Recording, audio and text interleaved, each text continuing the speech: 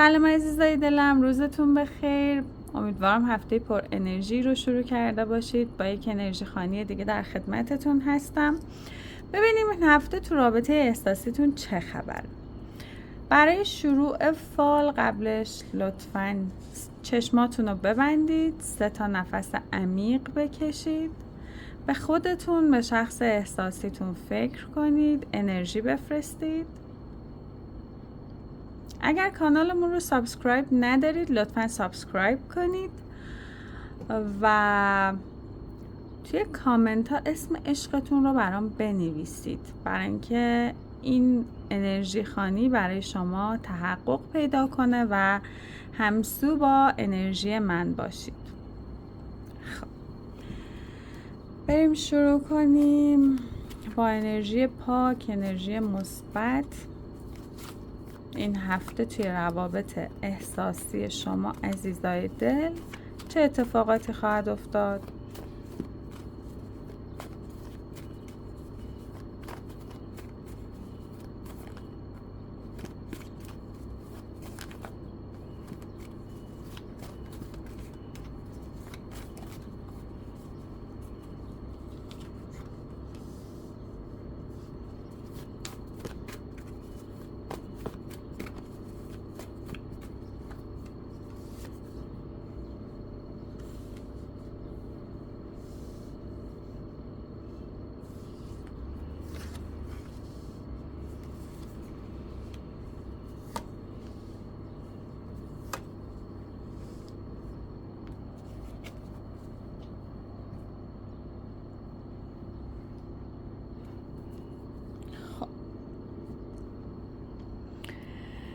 ببینیم که این هفته از لحاظ احساسی پارتنر شما چه حسی بهتون خواهد داشت.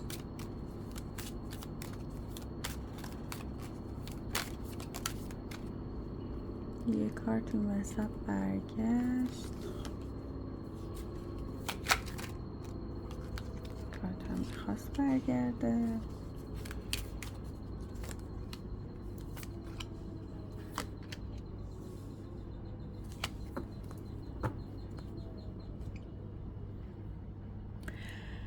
و بعد ببینیم که اوراکل های عزیزمون چی میگن در رابطه با این ارتباط.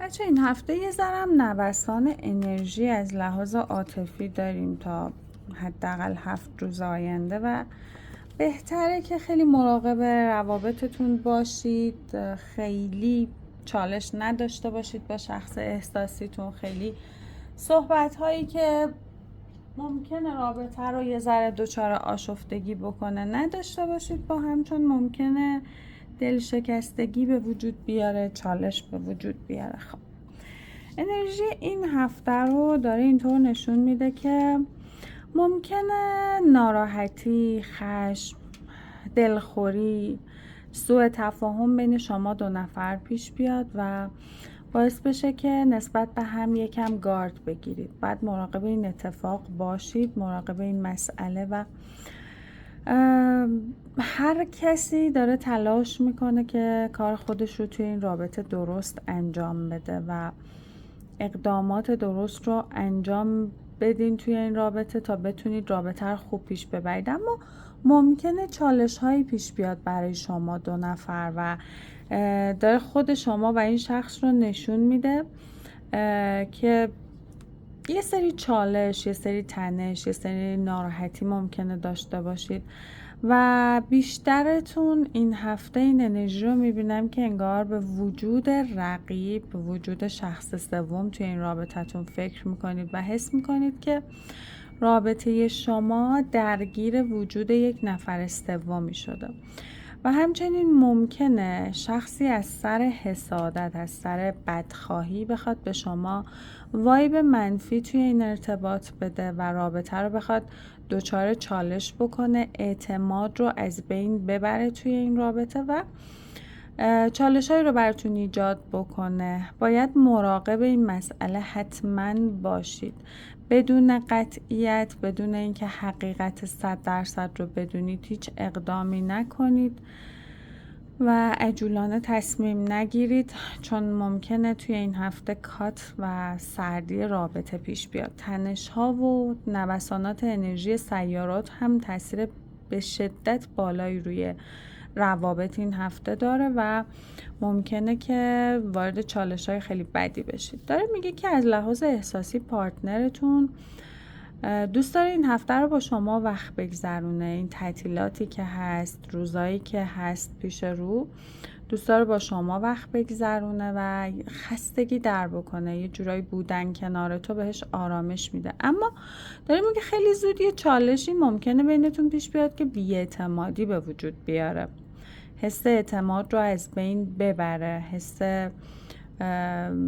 اون اعتماد صدی که نسبت به هم دارید ناخواسته از بین بره. مراقب باشید، این اجازه رو ندید. بالا هم داره این انرژی رو میگه و این پایین داره میگه این مسئله باعث میشه که به چالش کشیده بشید، یعنی تمام اون مسیری که برای شناخت همدیگه رفته بودین ممکنه که از بین بره، چون داره میگه شخص مورد نظر شما رو خیلی دقیق زیر نظر گرفته، زیر ذره بین گذاشته، میخواد بشناستت، چون حس میکنه که میتونه با تو آینده روشنی داشته باشه. یعنی این آدم تو رو عملا یه گزینه مهم، گزینه ازدواجی، یه کیس خیلی موندگار توی زندگیش میبینه و اگر قرار باشه به خاطر یک بی‌اعتمادی، یک سوء تفاهم و یک مسئله کوچیکی که ممکن اصلا حقیقت نداشته باشه به چالش کشیده بشید، میتونه مسیر رابطتون رو عوض بکنه، اصلا به هم بزنه هر چیزی که بوده.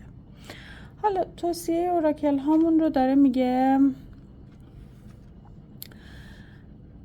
به خیلی قشنگ میگه به فرشتگانتون باور داشته باشید، به راهنمایی هایی که بهتون میکنن باور داشته باشید.